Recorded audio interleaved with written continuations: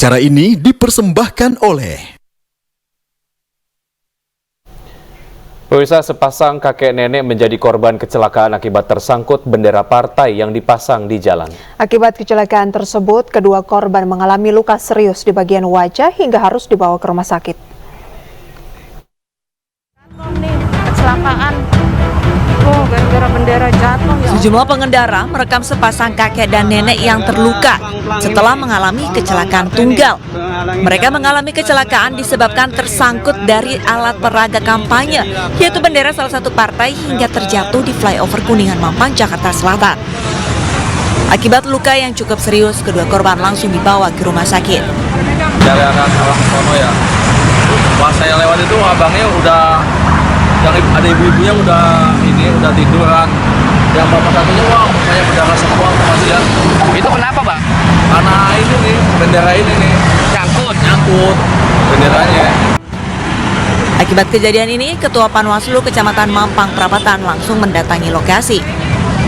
Jadinya untuk alat peraga ini tuh memang sedang masanya gitu. Jadi kita juga nggak tahu nih. Jadi makanya kita menyisir nih baliho-baliho yang mungkin nanti bisa mengakibatkan pengguna jalan celaka gitu. Hasil mitigasi nantinya pihak Panwaslu akan berkoordinasi dengan Bawaslu Pusat. Nantinya Bawaslu akan menindaklanjuti ke parpol terkait mengenai pemasangan APK di sejumlah wilayah yang diduga akan membahayakan para pengguna jalan. Dari Jakarta, Dan Helmi Sejangbati, iNews melaporkan. Komisi Pemberantasan Korupsi mengundang calon presiden 2024 adu gagasan dalam pemberantasan korupsi. Capres-Cawapres 2024 juga diminta berkomitmen dalam upaya pemberantasan korupsi.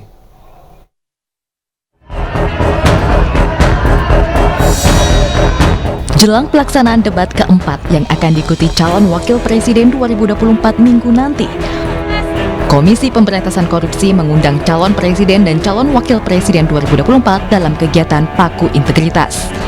Bertempat di Gedung KPK Republik Indonesia Rabu malam, Anies Mohaimin, Prabowo Gibran, dan Ganjar Mahfud diminta menyampaikan gagasan mereka dalam penanganan pemberantasan korupsi. Adu gagasan Capres-Cawapres itu diharapkan dapat memperkuat komitmen para calon pemimpin dalam pemberantasan korupsi. Dalam pidato komitmennya, paslon nomor urut 3 Ganjar Mahfud bercerita adanya rumor bahwa Ganjar Mahfud akan melibas pengusaha. Ganjar mengkonfirmasi justru akan memberikan kepastian hukum agar mereka lebih nyaman berusaha.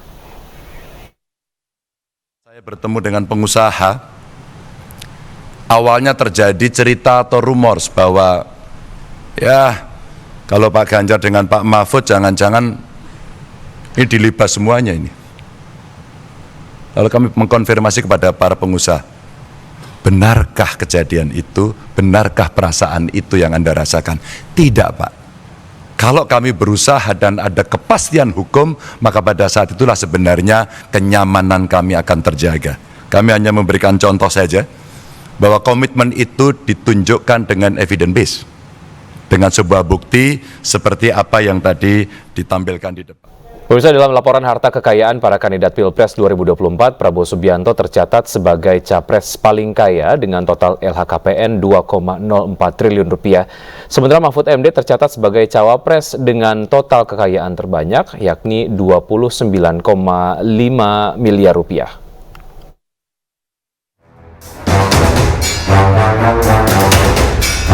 Komisi Pemberantasan Korupsi telah memasukkan data laporan harta kekayaan pasangan calon presiden dan calon wakil presiden 2024. Dalam laporan harta kekayaan yang terdaftar di Komisi Pemberantasan Korupsi, Capres nomor urut 1, Anies Baswedan, tercatat memiliki harta sebanyak 11,7 miliar rupiah. Sedangkan Capres nomor urut 2, Prabowo Subianto, memiliki kekayaan sebesar 2,04 triliun rupiah. Sementara Capres nomor urut 3, Ganjar Pranowo, tercatat memiliki kekayaan sebanyak 15,4 miliar rupiah.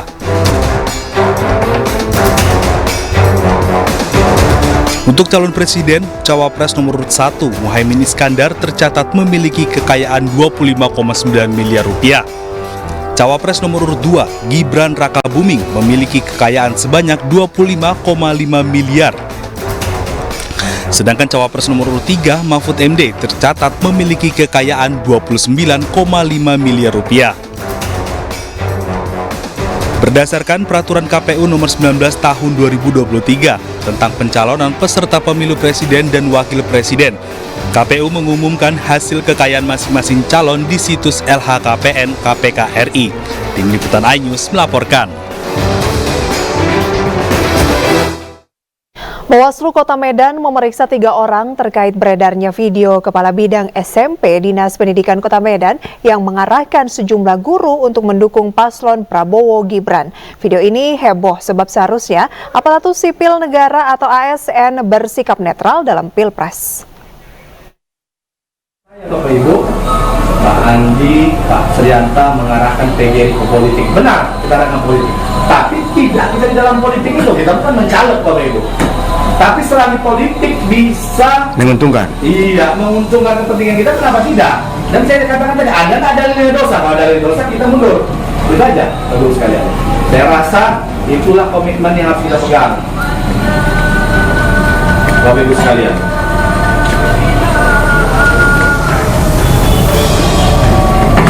Bapak Ibu sekalian ya, itu yang paling penting. Makanya kami harapkan Bapak Ibu terlepas apapun Bapak Ibu, hari ini Bapak Ibu sekalian, teman-teman kita semua cabang ini hadir hampir Viral di media sosial, video berisi arahan kepada guru sekolah menengah pertama di Medan, Sumatera Utara untuk mendukung Capres Prabowo Gibran. Dalam video tampak Kepala Bidang SMP Dinas Pendidikan dan Kebudayaan Medan, Andi Yudhistira, sedang mengarahkan dukungan PGRI untuk paslon nomor urut 2 Prabowo Gibran. Andi juga sempat mengingatkan bahwa Gibran adalah anak Presiden Jokowi dan ipar dari Wali Kota Medan Bobi Nasution. Video ini kemudian dilaporkan ke Bawaslu karena Andi yang juga menjabat sebagai sekretaris PGRI Medan berstatus sebagai aparatur sipil negara atau ASN. Sementara berdasarkan peraturan yang berlaku, ASN harus bersikap netral dalam pemilu. Menindaklanjuti video viral itu, Bawaslu Kota Medan memanggil 3 orang untuk diperiksa, yakni Kabid SMP Disdik dan Kebudayaan Andi Yudhistira, serta Ketua dan Wakil Ketua PGRI Medan. Mengambil bukti-bukti dan juga keterangan-keterangan dari ketiga orang tersebut, bagaimana nanti hasilnya kita mungkin akan kaji lagi, mana tahu ada juga yang kita akan panggil lagi untuk melengkapi bukti-buktinya, Pak. Sebelumnya Wali Kota Medan menyebut akan memanggil Kabid SMP Disdik Medan Andi Yudhistira. Sanksi internal akan diberikan jika terbukti melanggar. Dari Medan, Sumatera Utara, Ahmad Ridwan Nasution, iNews melaporkan. Pemirsa, program pemeriksaan kesehatan gratis dan bazar murah Partai Perindo rutin digelar di berbagai daerah untuk membantu masyarakat mendapatkan akses kesehatan dan sembako murah. Sementara untuk memenangkan suara, Partai Perindo menggelar konsolidasi bersama para calegnya guna memantapkan strategi pemenangan partai.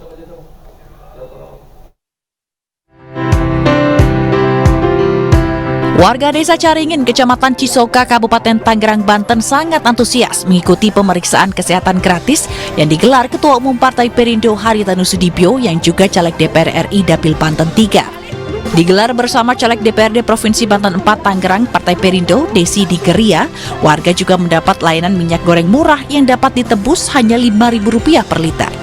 Ya murah di sini. Ini kalau di pasarnya 16.000 lah. 16.000. Iya 1 liternya. Targetnya 50.000 suara ya. Bismillah ya. Semoga itu tercapai karena kita juga sekarang lagi sosialisasi terus agar suara itu dapat terpenuhi.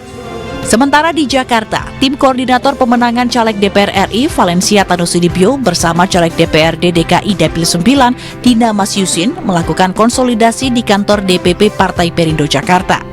Konsolidasi ini guna memantapkan strategi serta penguatan struktur saksi untuk kemenangan Partai Perindo di pemilu 2024. Partai Perindo target kita adalah 6% untuk di Jakarta Barat.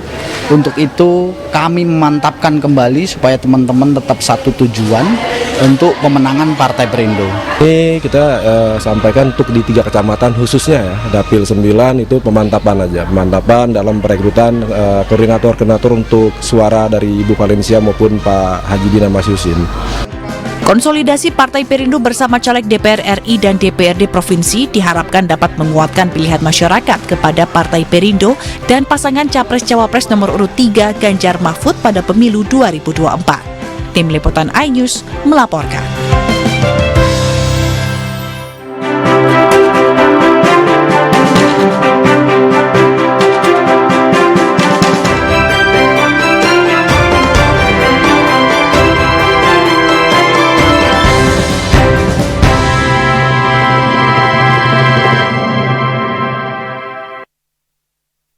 Acara ini dipersembahkan oleh Pemirsa, Arsul Sani resmi menjadi Hakim Mahkamah Konstitusi usai mengucap sumpah jabatan. Arsul Sani menggantikan Wahidudin Adams yang telah memasuki masa pensiun. Pengambilan sumpah jabatan digelar di Istana Merdeka pagi tadi sekitar pukul 10 waktu Indonesia bagian Barat. Pengambilan sumpah disaksikan langsung oleh Presiden Joko Widodo.